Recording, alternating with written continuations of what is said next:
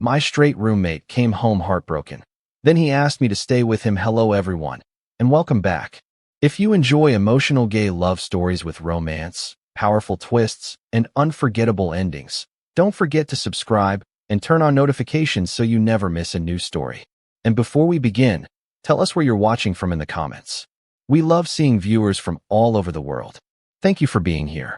Now let's dive into today's story. Mason, can you stay with me tonight? Adrian Bennett stood in my doorway at 1:17 in the morning, looking like someone had taken the most confident man I knew, shaken him until all the certainty fell out, and sent him home in the rain. Water darkened his blonde-brown hair and clung to the shoulders of his gray sweatshirt.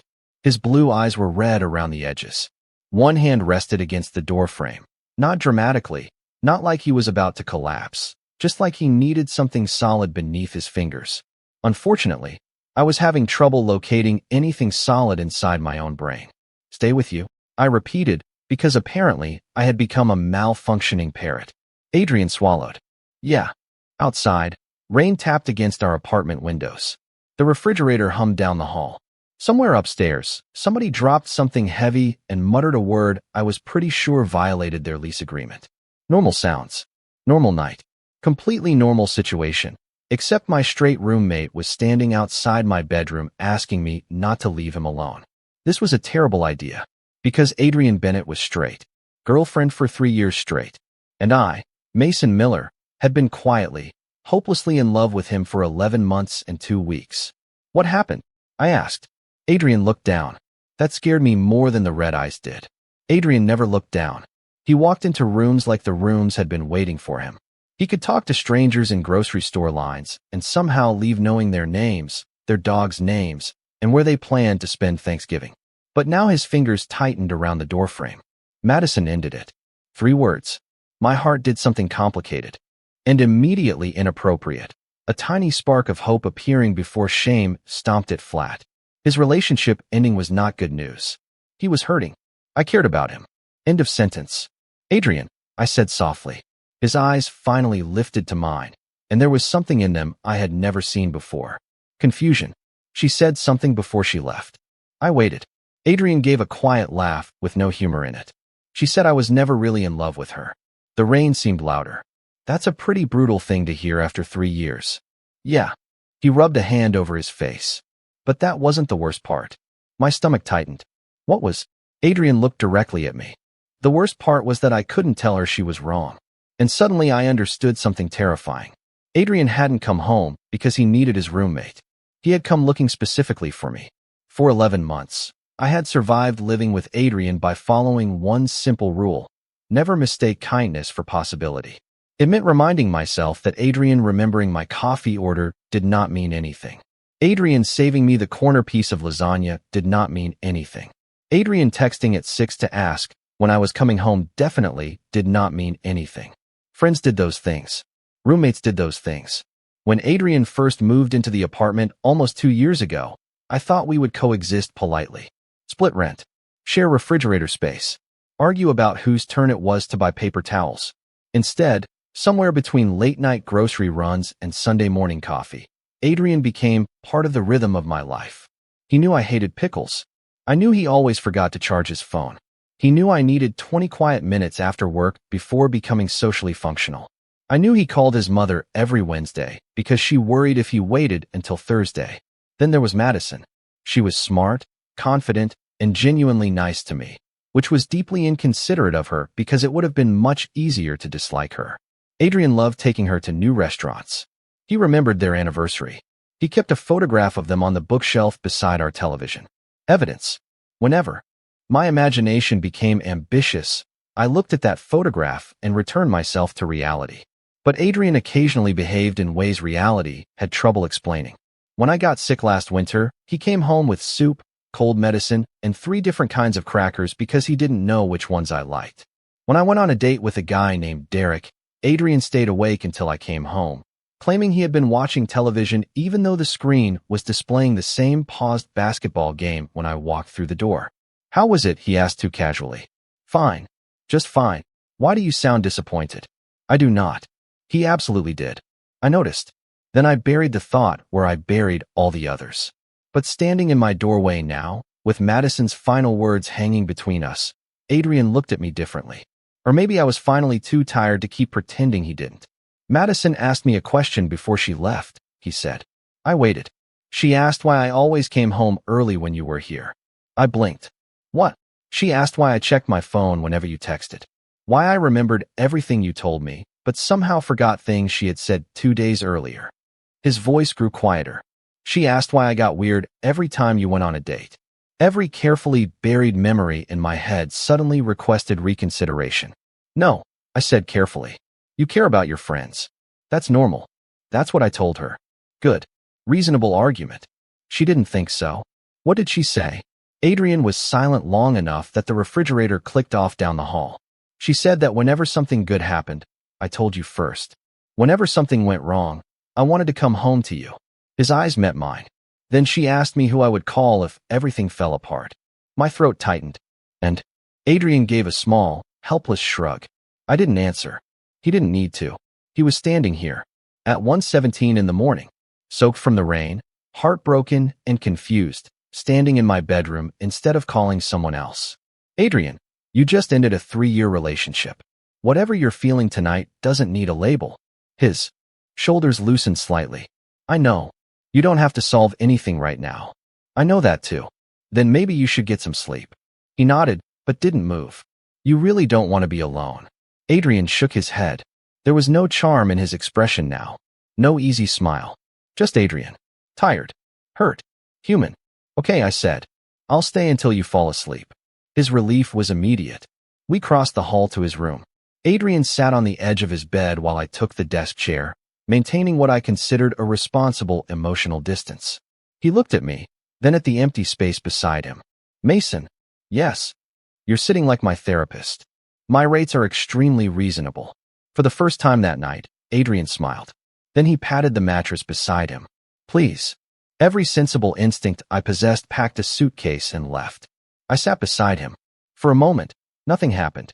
Then Adrian leaned sideways until his head rested gently against my shoulder, and my entire body forgot how to behave normally. I stayed perfectly still. His breathing gradually slowed. Then his fingers curled lightly into the sleeve of my sweatshirt. Don't leave me too, he whispered, already half asleep. I stared into the darkness. For almost a year, I had told myself hope was the dangerous thing. That night, I realized losing him might be worse. I woke at 6:43 with a stiff neck and Adrian Bennett still holding my sweatshirt like I might disappear if he let go. Memory returned all at once. Madison. The rain. Adrian asking me to stay. Don't leave me too. Wonderful. Exactly the kind of sentence you wanted to hear from the man you had secretly loved for almost a year. Especially when that man had become single approximately 5 minutes earlier. I carefully slipped free and escaped to the kitchen before my feelings could declare themselves an emergency. Coffee was safe. Coffee had rules. 20 minutes later, Adrian appeared in the doorway with messy hair and an old college sweatshirt. Morning, he said. Morning. I waited for embarrassment. An explanation. Anything. Adrian opened the refrigerator. We're out of eggs. I stared at his back. That's your opening statement. He glanced over his shoulder. What? Apparently, we were doing normal. Fine. I could do normal. So I created distance. Saturday at a coffee shop with my laptop. Sunday grocery shopping alone. Monday late at work. Adrian noticed by Tuesday. You've been busy, he said when I came home around 7. He was sitting on the couch with 2 takeout containers on the coffee table. My usual order from the Thai place sat unopened on my side. Work. You hate staying late. People change. In 4 days. I put my keys down. Apparently I'm growing. Mason. There it was. That quiet, careful tone. Are you avoiding me? No, you're terrible at lying. I'm excellent at lying. You're just annoyingly observant. His mouth almost smiled, but his eyes stayed serious. Did I make things weird? My chest tightened. You were upset, I said. You needed somebody. Adrian leaned forward. I needed you. For words. Softly spoken. Completely devastating. I forced a laugh. That's what roommates are for. Adrian didn't laugh. He looked at me for a long moment. Then he sat back. Right, he said. Roommates. And somehow, the words sounded like a disappointment. By Friday, I had convinced myself distance was working. Then Noah texted me. Noah was a graphic designer I had met at a coffee shop 2 weeks earlier. Funny, easy to talk to, emotionally uncomplicated. When he asked whether I wanted dinner Friday night, I said yes. At 7:15, I walked into the living room wearing a navy button-down. Adrian looked up from the couch, then kept looking. What? Nothing. You've been staring at me for 6 seconds. You counted. I panicked mathematically. His eyes moved to my jacket. You're going somewhere. Dinner. With who? Too fast. Too interested. Noah. His expression changed by half an inch. Coffee shop Noah? You remember him? You mentioned him. Once. Adrian shrugged. I remember things. Yes. That was becoming increasingly inconvenient. He seems annoying, Adrian said. You've never met him. You said he corrects people about fonts. He's a graphic designer. That doesn't make it less annoying. I laughed. Are you reviewing my dates? Now, I'm expressing an opinion. Based on typography? Typography matters. I reached for my keys. Good night, Adrian. Mason. I stopped. Are you going out with him because you actually like him? I looked back. Why do you care? The question landed between us. Adrian opened his mouth, closed it, looked away. I don't. Then, quieter, I just don't like him. My heart performed an embarrassing little leap. I ignored it. Dinner with Noah was perfectly nice. That was the problem. He was charming. He made me laugh. He did absolutely nothing wrong.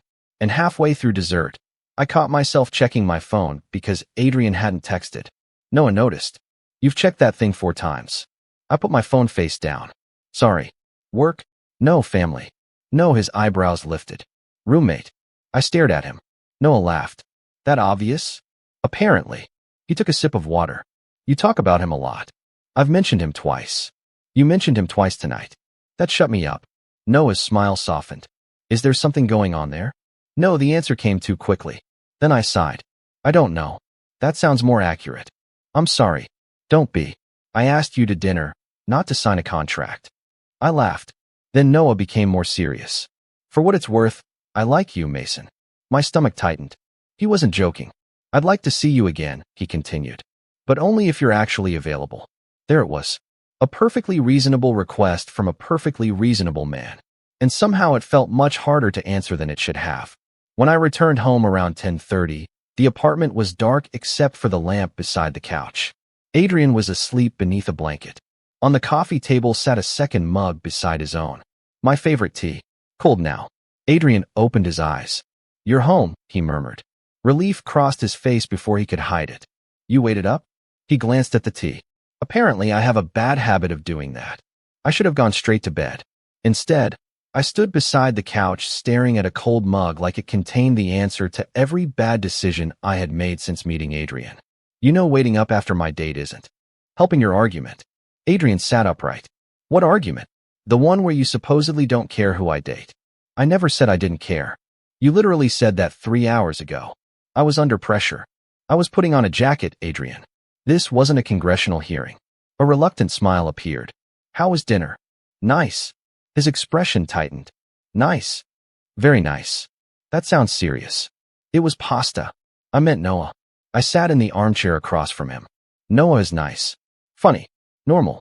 He knows an alarming amount about fonts, but apparently I can live with that. Are you seeing him again? I thought about Noah looking across the table and telling me he liked me. Maybe. Adrian nodded once. Okay. He was absolutely not okay. My phone buzzed. Noah. Had a good time tonight. I meant what I said. I'd like to see you again. Adrian glanced at the screen before looking away. His jaw tightened. I'm going to bed. He stood, took 2 steps, then stopped. Actually, no. That was a short bedtime. He turned around. I need to ask you something. That sentence hasn't gone well for me recently. Have you ever wanted someone you weren't supposed to want? Every joke vanished from my mouth. That's oddly specific. Just answer.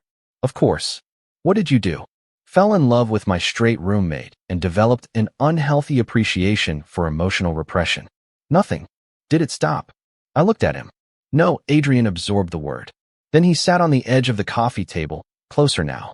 I keep thinking about what Madison said. About me coming home to you. About getting irritated when you date somebody. What exactly are you trying to tell me? He looked at me. I don't know yet. My heart sank even as he continued. But I know this. When you visited your parents for Christmas, The apartment felt wrong without you. When you got sick, I couldn't focus at work until I knew you were okay. When Derek took you out, I spent half the night hoping you'd come home early. And tonight, his eyes dropped toward the cold tea. Tonight was worse. Why? Adrian held my gaze. Because you walked out that door with Noah, and for the first time I had to. Think about what happens if one day you walk out with somebody and stop coming home to me. Silence.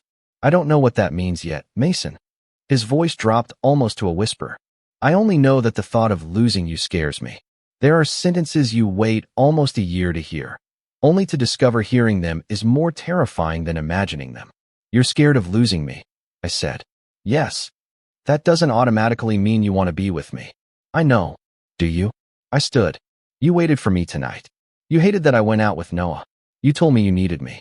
And you need to understand those things aren't harmless to me. Adrian went still. What do you mean? I laughed quietly. You really do make me say everything the difficult way. Say what? I finally looked at him. You matter to me, Adrian. More than you're supposed to. Silence. His eyes widened. So I can't be the person you hold on to while you figure out whether you miss Madison, whether you're lonely, or whether this is something else. I can't be your experiment. You're not. You don't know that yet. I know you're not some experiment. Then what am I? Adrian opened his mouth. Nothing came out. And somehow uncertainty hurt more than rejection would have. I've always thought I was straight, he said. I nodded. Okay. Something changed in his face. Okay. Yes. I reached for my jacket. Where are you going? For a walk. Why does it feel like you're leaving me? My hand tightened around the jacket. Because I can't keep pretending you don't mean something to me. And I can't stand here waiting for you to decide whether I'm a temporary answer to a question you never expected to ask. What if I'm not asking because of Madison? Then figure out what you're asking because of. I softened my voice. I'm not angry. I just need whatever comes next to be true, not something you choose because you're afraid of being alone. Adrian moved aside. No argument. No attempt to stop me. I opened the door. Mason. I turned. For what it's worth, he said quietly. When you said I mattered to you, that was the first thing tonight that didn't confuse me. I made it 3 blocks before. Realizing dramatic nighttime walks are much less impressive when it's cold and you forgot gloves.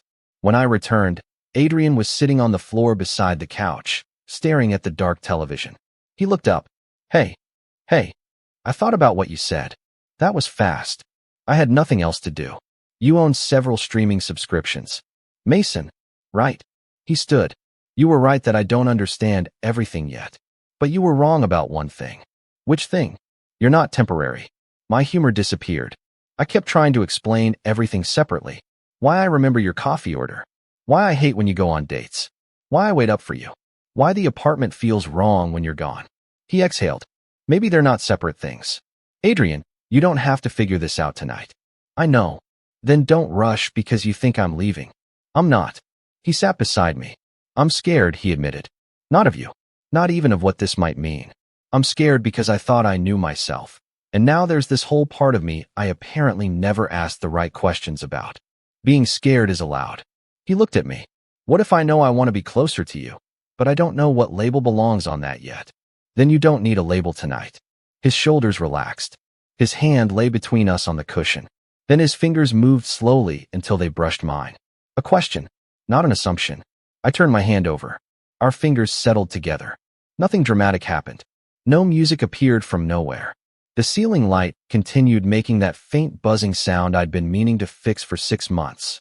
Yet the tiny weight of Adrian's hand against mine felt enormous. He looked down at our joined hands. Then back at me. Slowly, carefully, he leaned closer. His face stopped inches from mine. I wanted to close the distance. I had wanted it for almost a year, which was exactly why I couldn't. Adrian. He stopped immediately. What? Don't kiss me because you're confused. Something vulnerable crossed his face. What if I'm scared instead? Be scared. My voice softened. Just don't make me your mistake. Adrian stayed still, then nodded. Okay. No frustration.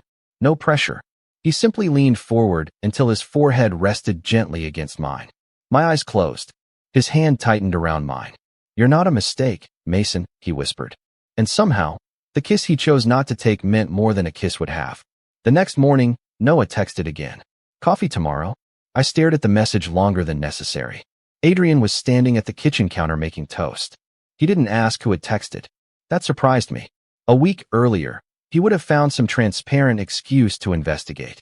Instead, he buttered his toast and said, "Coffee's fresh." "Thanks." I sat at the table. My phone remained beside my hand. Finally, Adrian glanced at it. "Noah." "Yes." Something flickered across his face, then disappeared. "Are you going?" "I don't know." Adrian nodded. And that was it. No jealousy. No criticism. No typography jokes. For some reason, that bothered me more. "You're not going to say anything?" Adrian looked confused. "About what?" "About Noah. You told me I needed to figure myself out without making you responsible for it." I stared at him. "So I'm trying." That was annoyingly mature. I hate when you listen to me. I've noticed. The following afternoon, I met Noah for coffee. Not because I wanted to make Adrian jealous.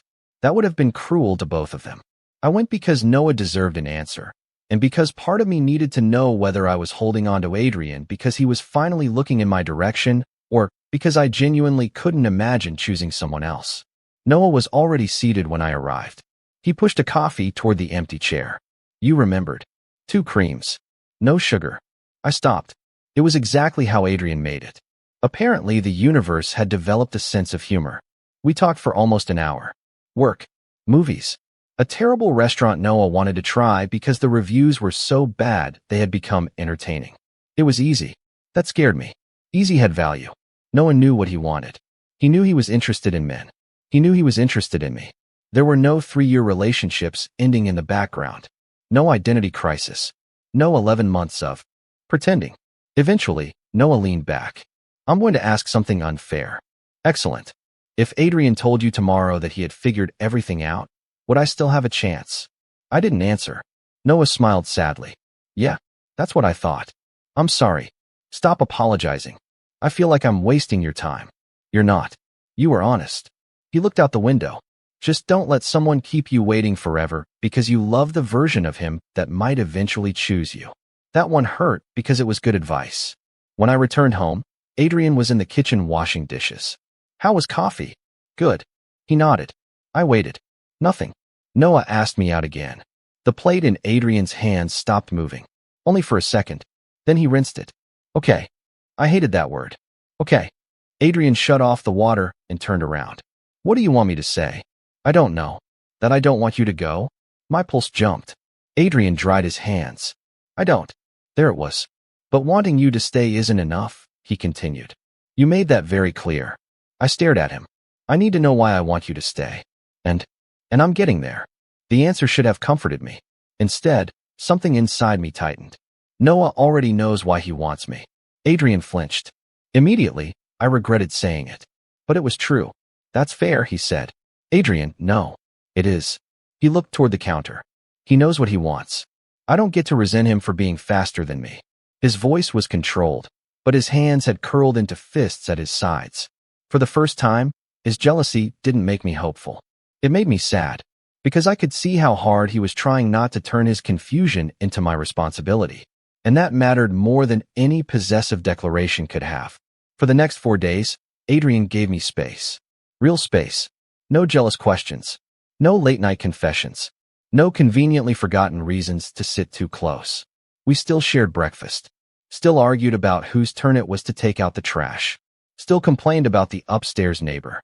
But Adrian stopped reaching for answers before he understood them. That made me trust him more.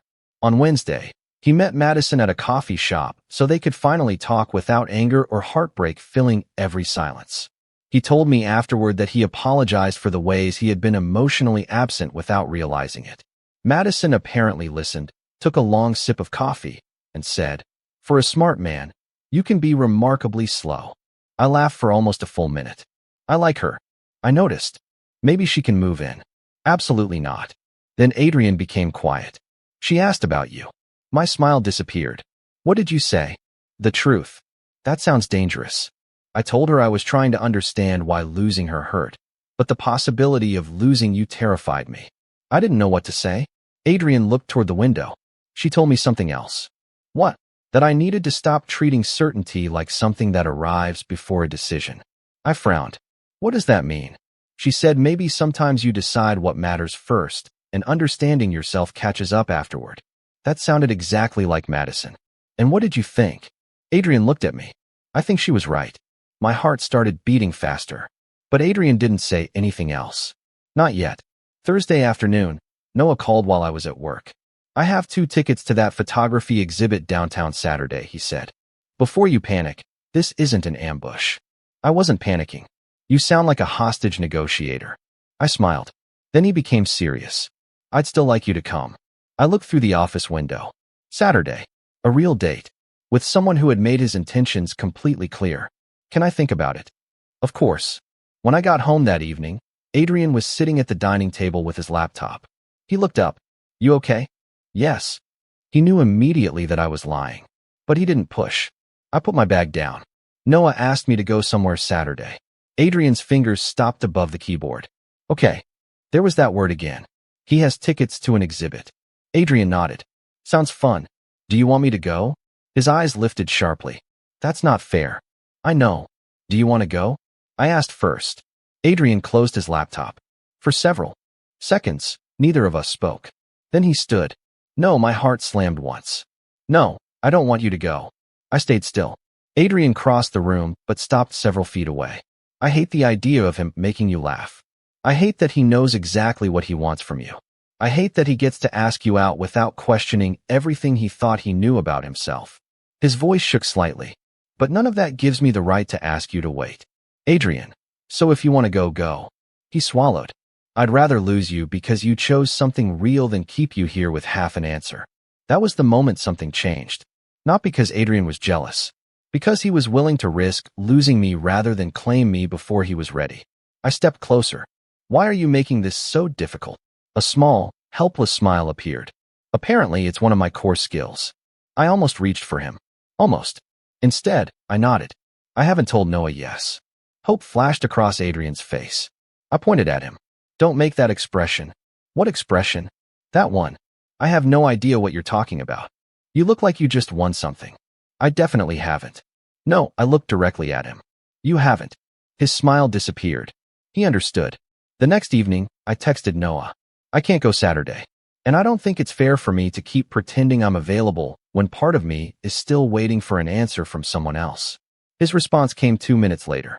Then make sure he deserves the wait. That sentence stayed with me. By Friday evening, the apartment felt almost normal. Almost. I came home around 7:30 carrying groceries and found Adrian sitting at the kitchen table. No television. No phone. No breakup sadness hanging over him. He looked calm. That was somehow much more frightening. We need to talk, he said. I put the grocery bag on the counter. Those 4 words should require a permit. Adrian smiled, but his eyes remained steady. I've been thinking. Dangerous hobby. Mason. Sorry. I sat across from him. Adrian folded his hands on the table. I kept trying to figure out whether wanting you means I'm still straight. My heart stopped cooperating. Then I realized I was asking the wrong question. What's the right question? Adrian looked directly at me. Do I want you in my life as more than my roommate? The refrigerator hummed behind us. Somewhere outside, a car passed on the wet street. Yes. One word. No confusion attached to it. Do I miss you when you're gone? Yes. Do I get jealous when somebody else gets your attention? Embarrassingly, yes. Very embarrassingly. Thank you for your support. Then his expression softened. Do I know exactly what label I'll use for myself tomorrow, next month, or 5 years from now? No. He paused. But I know I want you, Mason. I stopped breathing. Not because Madison left. Not because I'm lonely. And not because Noah showed up and scared me into making a decision. That mattered. More than he knew. I want you because when my life is good, you're the person I want to tell. When it's terrible, you're the person I look for. When you're gone, I notice the empty space you leave behind. His eyes never left mine. And when I imagined Noah taking you somewhere Saturday, what scared me wasn't that he might win. I swallowed. What scared you? That you might choose him because I was too afraid to choose you. Silence. Adrian stood and walked around the table. He stopped in front of me, leaving space between us. I'm not going to ask you to trust me immediately. Good. And I'm not going to pretend I have everything figured out. Also good. His smile was small and nervous. But I know the difference now between being afraid of losing someone and actually choosing them. My throat tightened. And I choose you. 3 words. Simple. Steady. No panic behind them. No breakup. No jealousy. Just Adrian. I'd like the chance to figure out what this is with you, if you still want that. 11 months of impossible hope suddenly felt very quiet. I thought about Noah, about easy certainty, about Adrian standing in my doorway in the rain, about the cold tea, about the kiss he had chosen not to take, about the fact that when I asked Adrian not to make me his mistake, he had listened. He had stepped back. He had done the work. He had come back. I stood. Adrian didn't move closer. He waited. That mattered. So I closed the final distance myself. I kissed him softly. Nothing dramatic. Nothing rushed. Just warm, careful certainty. For half a second, Adrian didn't move, almost as if he couldn't believe this was actually happening. Then his hand rose slowly to my waist. Not pulling, just resting there, giving me every opportunity to change my mind. I didn't. When we pulled apart, Adrian looked stunned. Wow, he whispered. Very insightful. I had a better speech prepared. You used all your words at the table. He laughed. Then his forehead touched mine again, exactly as it had several nights earlier. Only this time neither of us had to stop. I've wanted to do that again since the second you walked away from me, he admitted. Kiss me. Hold your hand. I raised an eyebrow. That was surprisingly wholesome. I'm going through a lot. I laughed. Adrian reached for my hand. His fingers threaded through mine with more confidence this time. Can I ask you something? That sentence still makes me nervous. His smile softened. Stay with me. The question carried me back to 1:17 in the morning. Rain. Heartbreak. A frightened man standing in my doorway asking me not to leave him alone. That night, Adrian had reached for me because everything familiar had fallen apart. Now he stood in front of me with nothing falling apart. No Madison. No panic. No Noah standing between us. Just a choice he had been given time to make. I squeezed his hand. This time, Adrian smiled. Not just tonight. I looked at him for a long moment. Then I smiled too. Okay. One word. Apparently, sometimes one word was enough. Adrian pulled me gently toward him, and I rested my head against his shoulder. The apartment was exactly the same. The refrigerator still hummed. The faucet still needed fixing. Our upstairs neighbor still appeared to be conducting a personal war against the floor. Nothing around us had changed. And somehow everything had. For almost a year, I had survived loving Adrian by reminding myself never to mistake kindness for possibility. Maybe that rule had protected me when I needed it. But standing there, with Adrian's hand wrapped around mine, I didn't need it anymore. Because this wasn't kindness. It wasn't confusion. It wasn't jealousy. And it wasn't possibility anymore. It was a choice. And this time, we had both made it.